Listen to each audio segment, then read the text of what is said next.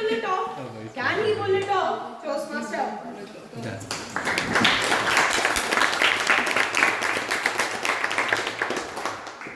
Ladies and gentlemen, life is often a series of mind-boggling questions. Is the earth flat? Who killed Epstein? To be or not to be? Will I ever get a girlfriend? Should my parents have aborted me? Well, if you're still wondering, the answer to the last question is no, they did not abort me. I'm right here breathing. I hope they did, but alas.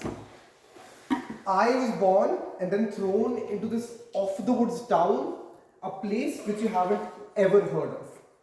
It's a very, very small place. It's smaller than the smallest thing you can possibly imagine, if you're imagining the right things.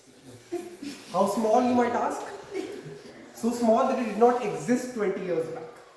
So small that the first departmental store there opened 5 years back. So small that no one in this room, except myself and Toastmaster Rishta, because she's from Uttar Pradesh, know the name of the city. It is so inconsequential in the grand scheme of things that the place is literally lesser known than a fruit. It's known for the thing that it sells, mangoes. I'm not going to tell you the name of the city, I'll let you guess. But growing up there, summer after summer, sucking on mangoes, I grew up and I realized that life, my friend, isn't all rainbows and sunshine. It is sometimes nice and sometimes not nice, but back there in that city, everything was very slow and easygoing. You wake up leisurely whenever you want to wake up because there are no offices to go to. You then stay in your bed, laze around for a few hours, sip on tea that is brought to you by your mother. Of course, you're not going to get up and work, you're a man. Right?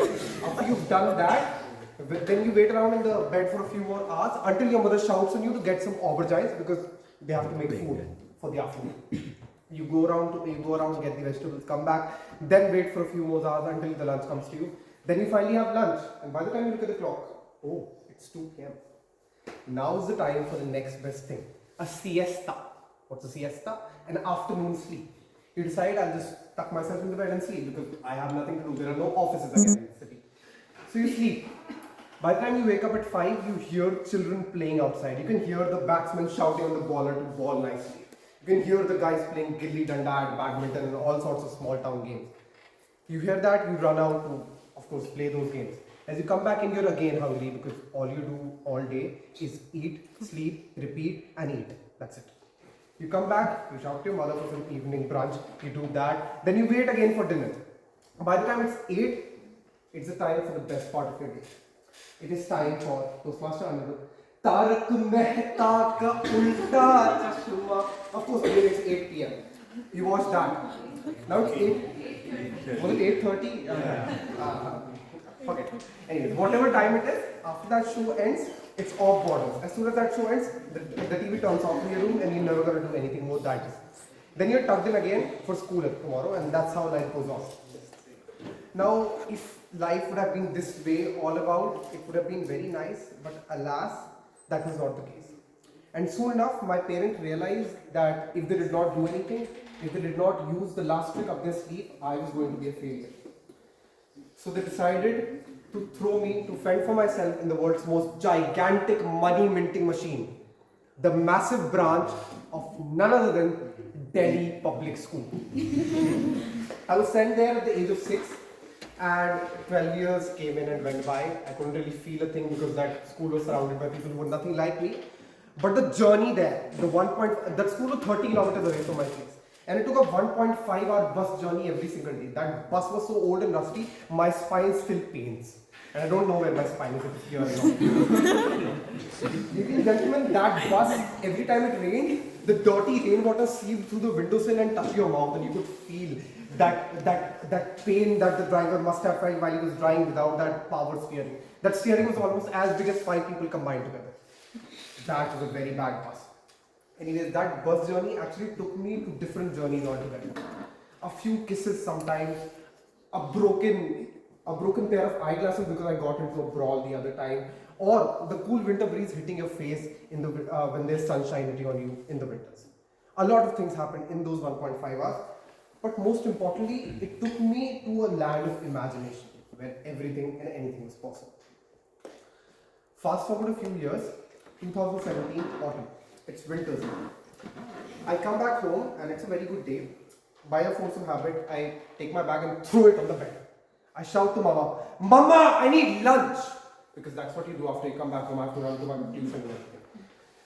I don't hear anything. I don't hear my mother answering my call. I walk into the room and there's a veranda and they're sitting, my mother and father, they're sitting scrounged up in one corner.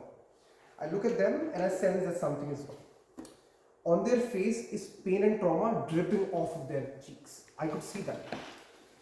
Within a few hours, I realized everything is not okay. And within those few hours, the next few months of utter trauma were decided for me and my family. What happened, you might ask? Well, consider this.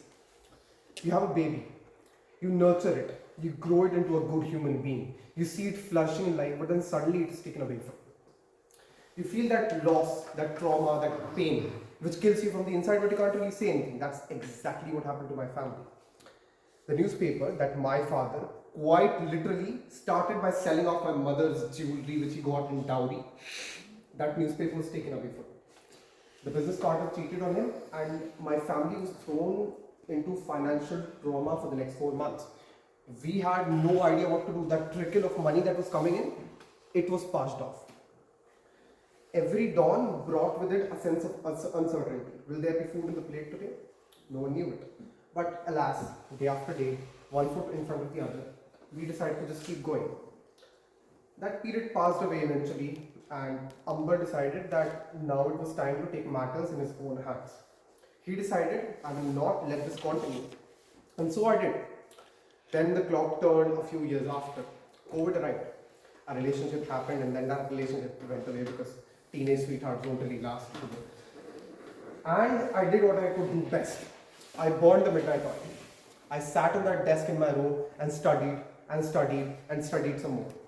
At the end of the year, all thanks to none other than Narendra Modi, my exams did not happen. That thing I studied for the entire year didn't even happen.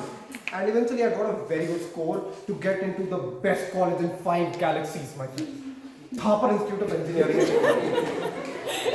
I quickly came here, and that brings me to the present day as I stand in front of you. Nothing is really figured out, nothing has really happened. Those dreams and ash that were supposed to arrive didn't really come, but I am eventually figuring it out. One thing that I've realized and is certain is that Amber will tumble, Amber will fall, but he will eventually get up. I'd like to come to a close with these 4 lines by none other than Mr. Robert Frost. The woods are lovely, dark and deep, but I have promises to keep, and miles to go before I sleep, and miles to go before I sleep. Thank you very much.